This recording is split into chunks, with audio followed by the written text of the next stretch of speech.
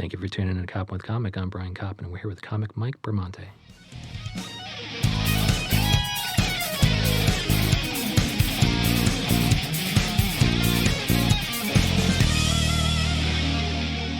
Mike Bramante, how the hell are you? I'm doing great. Oh, Thanks good. for having me. Thank you so much for coming in, and let people know where they can see you do stand-up comedy in New York City and where they can find you online. Yeah, absolutely. Well, you can find me online on Instagram and Twitter at Michael B. Comedy. Nice. You are the Michael B. Jordan of comedy. That's right. That's what's right. in your bio, right?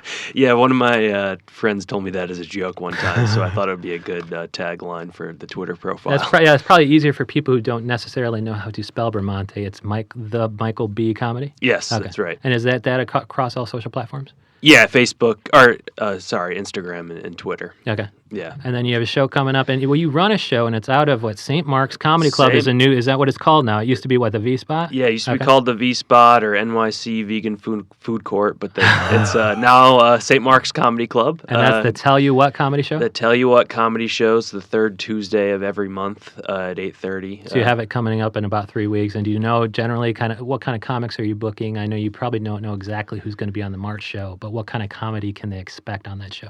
You can expect a diverse, set of comics that got something to say. That's what we say. Good. So it's all comics that me and my co-producer Max Spinelli are fans of, people we've seen on the scene. Okay. We'll typically get a headliner to kind of close out the show as well. So on a Tuesday, some of the bigger names are usually in town still. Wow, On the road, that's pretty sweet. You can see them up close. You can see them up close. Wow. Yeah, it's a fun show. It's a fun room. Oh, that's cool. That earlier in the week, they're more likely the headliners who tour are more likely to still be in New York City at that time. Yeah, absolutely. And then they go to somewhere in the tri-state area during the weekend.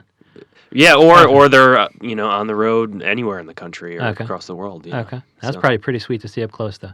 And they're seeing the Mike Bramante set probably. They're like, man, this guy's the best host ever, the best. Oh, I don't know about that. And are you giving yourself a spot on all these shows?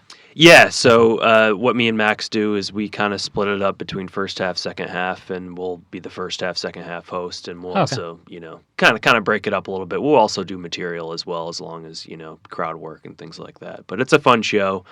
We have a good time. Love doing it. I've been doing it almost a year now. Wow, so it's that successful that it's been going on that long. Yeah, it's we've been lucky to have some good crowds, and the V Spot St. Mark's Comedy Club has been great to us. That's like a nice location though, right? Oh, great locations on St. Mark's between 2nd and 3rd. That area is still pretty interesting. Oh, it's very, very interesting. It can make you feel like a real New Yorker. It's pretty, still nice because New York is now pretty nice. It's like Disney World, but it's not a tourist trap. No, definitely not. Yeah, you definitely feel like you're in the heart of the scene, the East Village there. So Mike Bramante, heart of the scene. And one thing I want to know that if it's going to make its way into your comedy, and it's what we're going to talk about briefly today, and I saw it on your Twitter handle. Yeah. I saw it in your Twitter feed today, which was, at the Michael B. Comedy. You were talking about OCD and therapy, and, I'm somebody who has OCD, but you do too. And what's yours like, and is it making its way into your act? Yeah, well, it definitely makes its way into my act. There's a lot of humor in it. You can find a lot of humor in it, and being able to laugh through it is definitely helpful for me. What kind of OCD? So we're all compelled in the same way, but what are you obsessed with? Mainly, my fear is death. To be honest with you, okay. That I'm gonna die early, or people that are close to me are going to die. And you're going to be responsible for their death because you don't. I'm a guy who will check that things are off. Exactly. And I won't even use the stove. I won't use the fridge just because I don't want to have to spend the time checking that the stove is off. So is yours the same? Yeah. So it's a lot of checking. It's a lot of checking. A lot of rituals. Yeah. That don't make any sense. You got to do things a certain amount of times so X, Y, or Z won't happen. Absolutely. Like when I'm checking my faucet, I will actually go 1, 2, 3. I will count up to 10 and then use the word. I say 1, 2, 3, 4, 5, 10, O, 1, 2, 3, 4, 5, C, and actually spell out OCD during my ritual. And of course, that's not enough. Like I do that three more times, so it's O, C, C, C, D, D, D. Yeah. And so of course that reminding myself during the ritual that I have OCD is not helping me avoid the ritual at all. And it's only for something stupid like the fucking water faucet. Of course it's off. I've never not turned a faucet off. Yeah, I mean, like I'll check my stove a million times before I leave the apartment. It's like, well, I haven't even turned the stove on in months. Yeah. So why would it ever be on in the first place? So and for me, like I'm fine with somebody else burning the house down. That's why, Right. like, I will not check a stove if I haven't used it. So, like, I've moved to this apartment 6 months ago, and I've never used the stove. And so if it burns down, it's not because of me. And the cats will even hang out on the fucking stove, and I'm like, you better not have fucking turned it on or off when you jumped on that fucking thing, you Right. stupid cat. But it's not my fault. Yeah, well, I that's the didn't say thing it. is, Yeah. like, it's the guilt and the responsibility that you feel that you could potentially be causing these things. So But if you don't use the stove, are you still you are still checking? I still check it. I Because mean, you that's have used it a week ago or something. yeah. I mean, that's one of the rituals I have. I mean, a lot of numbers that doing things a certain amount of times, or my OCD is very spontaneous. It could literally be any decision that I'm making during the day. With Really? if I'm washing my hands, how long I'm doing that. Yeah, I'm getting worse. But that wasn't really a thing for me, but now it kind of is. Yeah. I'm like, how the fuck does it get worse? How do I pick up new ones? I don't know. I mean, I could, yeah. For me, it can be a little overwhelming and relentless sometimes. That OCD voice telling me I have to do this, that, or the other thing. So it's it's something I live with every day, but something I've been able to manage better through therapy, definitely. And we'll talk about getting better in 1 second, but would you rather have OCD or generalized anxiety? Because what I like about OCD, if there's anything to like, is that it's more localized, meaning when I leave the apartment, I know I'm going to be looking at my door for a whole minute while the cat is biting my toe and trying to get attention by clawing up my side. It's like, nah, cat, you're fucking with my ritual. I'm counting here. There's a splotch and a hook on my door, and then there's a doorknob, and I'm checking that my door is shut. It's like, so I know that getting out of the apartment will be one thing. But beyond that, once I get kind of, a block away from my apartment, I know that I'm not going to go back and check something. And so it's fairly localized compared to some people are anxious about everything all day long. Which would you prefer? Yeah, well, I mean, I don't, OCD is an anxiety disorder. Oh, sure. So, But it's highly localized, I suppose. I think that's But your you're saying- OCD that makes you like the fact that it's a little more focused and localized, actually. But like, are you, you're not anxious all day long like some people are? Like, other than the OCD, you're fairly peaceful? It depends. I mean, sometimes it can feel like I said, like it's an all day long thing. It kind of ebbs and flows with. So you just have it with a lot of things, and so you're stuck in these loops, these mind loops all day long. Yeah, Right. yeah. Sometimes it can feel that way. And so like, and maybe you're, it sounds like, it's good you're getting help, because I've tried to avoid it to the extent possible. But if I found myself getting stuck in more numerous loops throughout the day, it would be hellish, of course. And so what made you decide to go to therapy? At what point did you, and is things, are they recommending things like exposure therapy, and is it helping? Yeah, absolutely. A couple years ago, I decided to make the move to try therapy. It just got to a point where it was kind of overtaking my life, and So I it's felt loops all day long. loops all day long. It was interfering with my daily life so much that I just needed to go. I felt like I had no choice, and so I go to individual therapy and group therapy. So other people with OCD? Other people with OCD. Okay. Or is it also mixed in with generally anxious and It's generally all depressed? OCD focused. Oh, cool. So people will obsess over different things. Yeah. They all have different, but it all comes back to similar themes of you're just trying to control what you can't control. Yeah. But it's nice to have that sense of community, and to you can identify with other people. That's pretty what neat. they're going through. But it's just so funny, like, I found out that I had it when I was just looking generally at the shelves on Barnes & Noble 10, 15 years ago. And I just saw a book that said Brain Lock. Yeah. And I was like, I don't know what that's about, but I have that. Mhm. And so that's when I picked it up, and I was like, oh, fuck, I have OCD. But one of the things it teaches is that, yeah, everybody's compelled to do certain things like checking or washing or whatever, but everybody's obsession is different. So everybody's compulsion is the same, but the thing you're obsessed with, like, oh, I'm obsessed with fire, that's why I care about the stove. Right. I care about getting sick, that's why I wash my hands. Mhm. And so at that meeting, you guys, some of the things they might be obsessed with, you're like, that's ridiculous. Right, But really, exactly, you can totally yeah. empathize because you know about the compulsion is the same. Exactly. Like some people obsess over like decision making. Oh, okay. And you're like, I make decisions just fine. Right, Yeah. right. Or it could be anything. Some people obsess over that they're gonna, send an inappropriate message to somebody by Sure. accident. I do that too. Yeah, so there's a lot of different things people obsess over, but I can identify because I have my own obsessions that they probably think are crazy. Yeah. You know what I mean? And so, like, does identifying that, oh, the reason why we're doing this is because we're trying to control things that are uncontrollable, Yeah. does that help at all? I mean, the perspective, because I almost think we're in a chemical thing. Yeah. It's like synapses are firing, they're firing in a loop that we've, so even like giving it the perspective of, why would I try to control the uncontrollable? Maybe I should just let go. Like, that doesn't help you avoid certain things. Yeah, I mean, I guess the core of therapy is you got to be comfortable living in uncertainty. That Okay. life is uncertain, and you gotta accept that. I mean, But that's really, the tool to get you there is more. It's not just, oh, change your perspective. It's you're going to identify what level of angst each of these things are causing you. And this right. is the exposure therapy. And you're like, okay, well, if this is it only causes me one, although I have to check my stove and that will drive me nuts all day if Right. I didn't, it really won't kill me if I don't wash my hands that fifth time.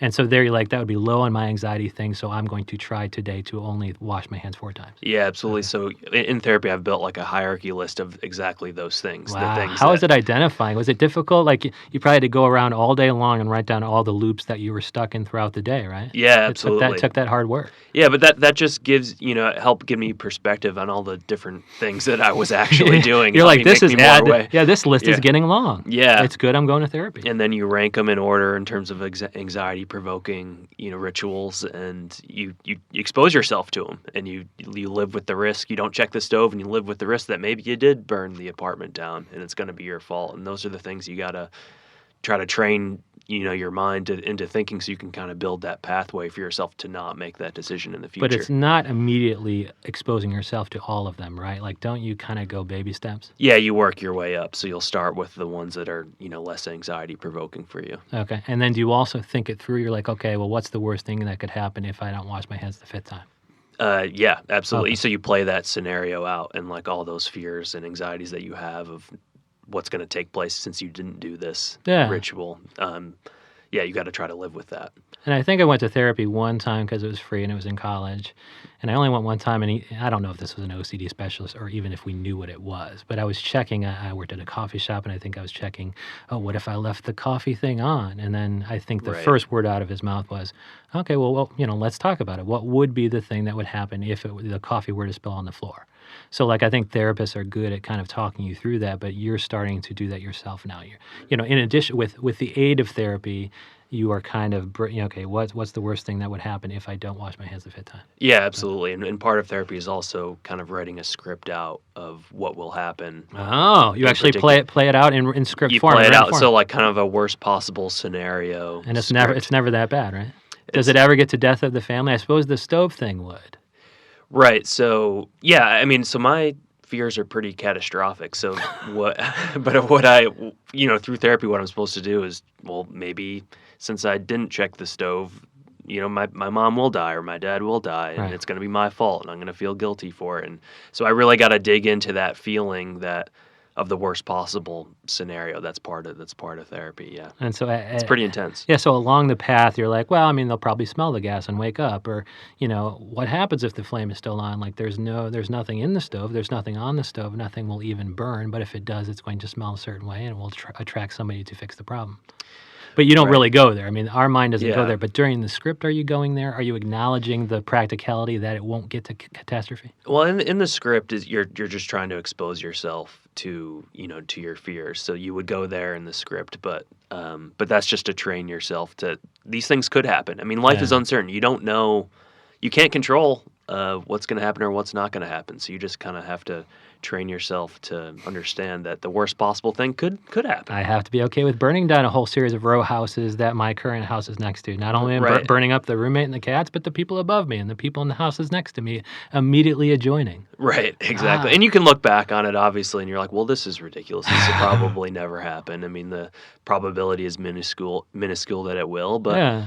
that's part of it is playing that scenario out. Wow. And sometimes, like, I'd bring, like, I only have a couple close friends. Like, I don't, I'm kind of an introvert. And so anybody who's a friend of mine knows that, okay, now I'm going to make you check the curb and make sure we're not on a no parking curb. Right. Or right now you're going to check that I just put my ATM card in my wallet and that the machine says insert your card. Mhm. Like, these are things I do routinely, and they're just ridiculous. You see somebody across the Chase Bank looking at us like, what the fuck? Are these guys about to rob the bank for some reason? Yeah, I have that. I can very much relate Yeah. to those things. So as well. do you bring your close friends in on it to kind of decrease the time it would take to leave the house? Like, you guys check the stove. If you want to leave anytime soon to go out to this bar, you're going to check the stove. Yeah, I mean, some of my close friends know about my tendency to do these things. And Right. sometimes I'll even confide in them. I'll be like, listen, I want to go back into my apartment right now and check it one more time. They're like, dude, you just got to leave. Yeah. You know what And I mean? also, we're not going to because we're going to be late. Yeah, And exactly. would that make you like, does letting them check anything help you at all?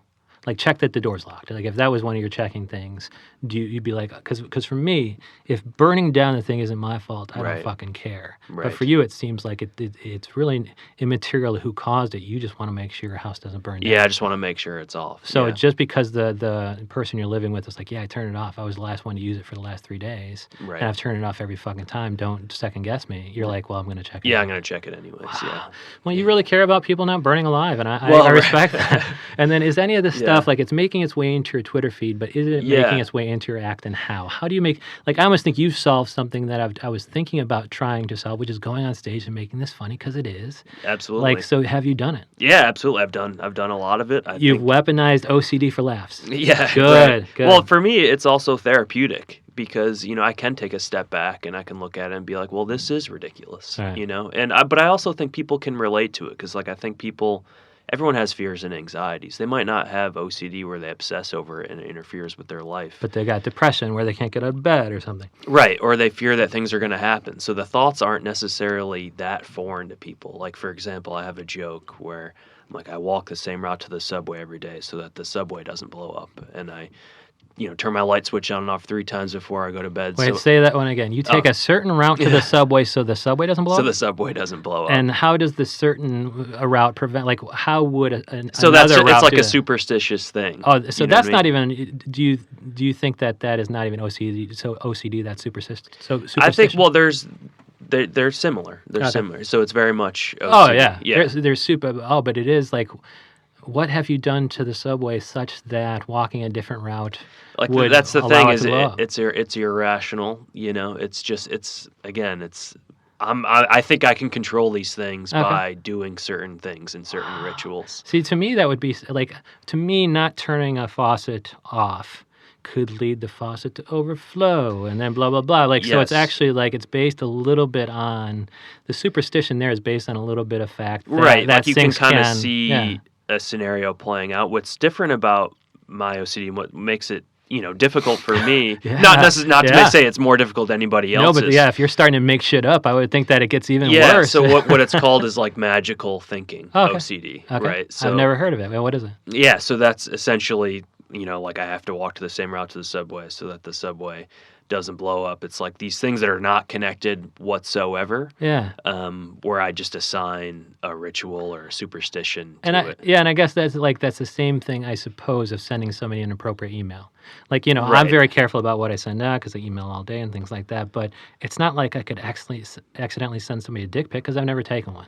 Right. But it's Right. like, well, what if? Well, what if? Or Yeah. what if I did? Or what if I did? And I Yeah. didn't know it. What if I did 30 years ago on a computer that was 20 years ago? Like, maybe there was a dick pic on that. Maybe it's made its way into my inbox for some reason. Right, Okay. exactly. So that's kind of Yeah. that's kind of magical thinking. Okay. So Yeah. on stage you're talking about this stuff, and I like it too because you look like you have a lot, and you're a good-looking dude. You seem to be pulled together. You're dressed like you're dressed like you're part of the the Right. normal people, but you're revealing that I have some vulnerability that you wouldn't know by looking at me, Yeah, I think that's true. and that helps because it's like you want these people to relate to you, even though they might not look like Mike Bramante. Yeah, that's true. I mean, and yeah, I think people can relate. And at the end of the day, no matter what you look like or who you are, we're all dealing with stuff. Right. Life is hard. A lot of people today's day and age, are dealing with mental illness. We're finally, as a society, recognizing it Yeah. a lot. And I think that we're in a wave of comedy where a lot of people are, talking about it and joking about it. But I think that's a good thing. And I also like the fact that you are drawing the right people to you, like the comics or the girls or whoever's come up to you afterwards, at least knows what they're getting into with Mike Bramante. Like they'll be like, Yeah. well, if I do hang out with this guy off stage, he seems to be pretty funny, he's a good looking guy. I'm like, I might have to deal with the fact that we have to walk a bizarre way to the That's subway true. in order to avoid it blowing up. Yeah, I Yeah. mean, everything that I do, I'm authentic to myself. Okay. I'm a different guy. I have a lot of stuff on the OCD. I have stuff on kind of being a more soft, emotional guy, and that confuses people too because they're like, "Oh, well, based on looking at you, I don't think that Yeah. that you would be that way." But now I'm hearing that the soft boy is a thing. Like there's Yeah. women out there who are now like, You're soft. You're showing your emotion. You're suspect. You're just doing that to get laid, and then when you get laid, you're just going to go off, and your whole emotional thing was just an act. It's like, no, No. I'm actually emotional. I actually give a shit. But if we're not a fit, Right. If we're not a fit, we're not a fit. yeah, it's like, who cares? Us having sex is immaterial to the whole thing. Like, your breath smelled like ass. Maybe that's something I should take into account with a lifelong partner. Like, it has nothing to do with the fact that I was my soft, authentic self in getting to know you. It was not an act. Right, Yeah. exactly. But I think I'm just me up there. Sometimes people will come up to me afterwards and they'll be like, "Is that really true?" Whether it's OCD or whether it's being emotional or whatever. I'll be like, "Yeah, I'm not. Why would I? I don't know why I would make that up." Yeah. That's not something it's not very alpha of me to get up there and expose my emotional vulnerability to everybody. Yeah, So absolutely. I just kind of did it because that's me and that's my truth, and I think that's going to make you memorable, positively memorable, because they're like, I like that Mike Bramante guy because he wasn't like every other guy up there who was just talking about the sexual conquest that he had. Right. Well, I hope so. I mean, I think at the end of the day, you want to be yourself and you want to be authentic to yourself. And I think, I see my comedy is very personal, and I see a lot of comedy through that lens. So Okay. that's just kind of been my style and the way I go about it. And that's kind of the stuff you're talking about at your upcoming show on St. Mark's Place, St. Mark's Comedy Club. St. Mark's Comedy And Club. it's called The Tell You What Comedy The Tell You Show. What Comedy Show. And they're going to find that's every third Tuesday of the month. Every third Tuesday of the month. Okay. So you might have some headliners come through, and you don't know who's going to be on the next show, but they can find that out by following the Michael B. Comedy. Absolutely. Mike Bramante, thank you so much. Thank you so much for having me.